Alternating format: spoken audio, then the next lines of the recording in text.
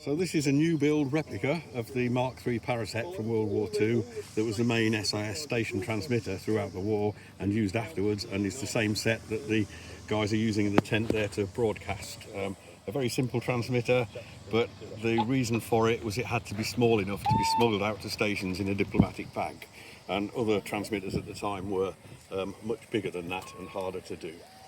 And its successor, the Mark 33, is this one. That started being used in about 1944, and I've just found out today from somebody else was still being used in the 70s, and is a more sophisticated version of a Mark III. So these were station sets, but here, and I think you've looked earlier, this is a Mark 7 paraset transmitter receiver used by agents, and our most successful set by the fact you can see people build replicas today. Small enough and rugged enough to be carried by somebody being parachuted behind enemy lines, and used by SIS agents and special operations executive ones for quite a while, though they weren't too keen on it, because when it's receiving it also has a signal going up the aerial, so it's still susceptible to interception. And there's a few of those around, but they're still making quite a lot of money these days.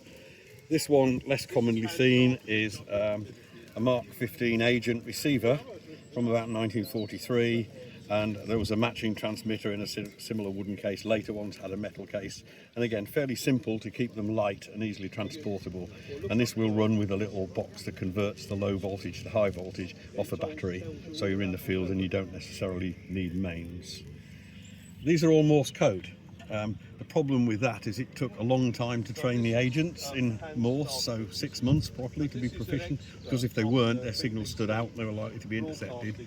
So they also came up with a system that used plain voice, and this is actually a prototype we've discovered recently for the Mark 17 AM voice transmitter.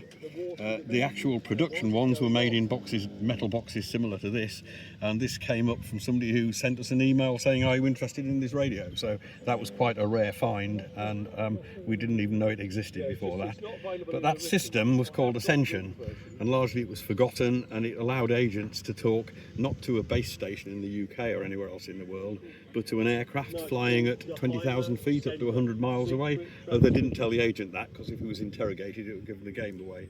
And they eventually ended up with this, and this is extremely rare. This is, as far as we know, the only remaining part of that Ascension system, and it's a VHF FM radio, which is quite unusual for World War II, and a Mark 9, and they had various aircraft fitted with these so that they could talk to agents.